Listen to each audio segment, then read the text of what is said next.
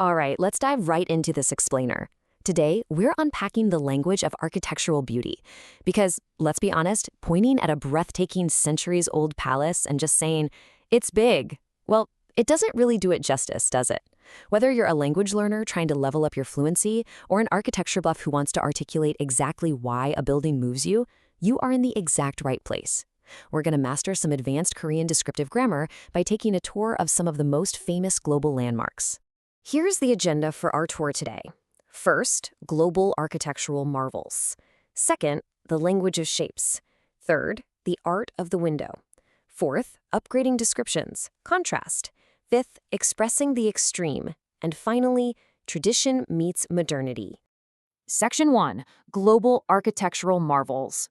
Take a look at this incredible map. We are jumping from the Eiffel Tower in France over to the Sydney Opera House in Australia, diving into the ancient majesty of Hatshepsut's temple in Egypt, and exploring the serene Cheongdeokgung Palace in Korea.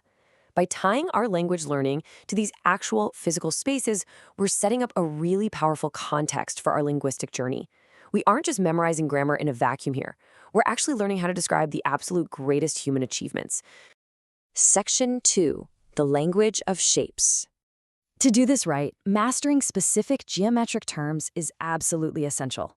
I mean, if you want to describe the sleek curves of a modern museum or the rigid structure of a massive skyscraper, you need the exact words.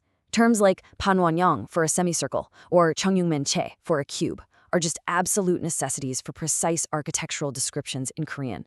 When you look at a building, you really want to be able to break it down into these foundational shapes. So, the crucial point to remember is that we aren't just learning isolated words. We are gathering the exact adjectives to vividly paint these structures in our minds. Words like 웅장하다, meaning grand or magnificent, perfectly capture the epic scale of a cathedral. On the flip side, 단아하다, meaning neat and elegant, is exactly what you need for traditional understated architecture. Pair those with kokson for curved lines and jiksan for straight lines, and suddenly you have the vocabulary to basically sketch a building using nothing but your words. Section 3, the art of the window. Our source material opens its discussion on windows with this incredibly profound thought. The creation of space begins with dividing space. It establishes right out of the gate that windows do far more than just let in light or keep the rain out.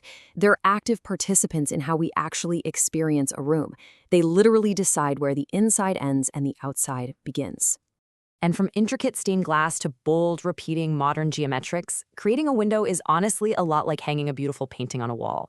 But instead of a canvas, the art is the scenery outside, and the window frame itself acts as the gallery. As our text explicitly outlines, the window is a highly complex variable. Obviously, it has the practical job of controlling light, wind, and ambient noise. But aesthetically, it acts as a dynamic frame for the scenery. Plus, from the outside, the placement, size, and shape of the windows fundamentally dictate the external aesthetic of the entire building.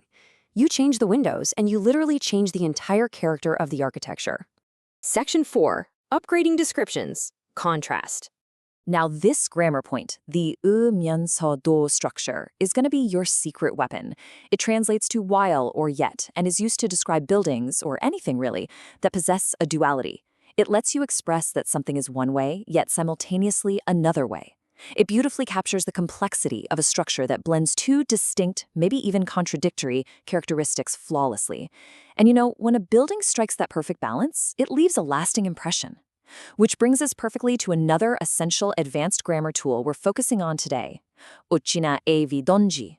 This one expresses a really strong recollection of an extreme past state. It translates to, it was so adjective or verb that result. For example, reflecting on a perfectly balanced room, you might say, 어찌나 안 가던지, 떠나기 싫었어요. It was so cozy that I didn't want to leave. A super common mistake here is using it for the present or future tense, or forgetting the done, which is what anchors it in your past memory. It is strictly for strongly recalling something you personally experienced. Look at how effectively we just leveled up our fluency here. On the basic side, we have two choppy, separate sentences. Cheongdeokgung is elegant, and it is cozy. I mean, it gets the job done, but it definitely lacks flow. But look at the advanced side. By using our new structure, we show a sophisticated contrast in a single breath, saying Cheongdeokgung is elegant, yet cozy.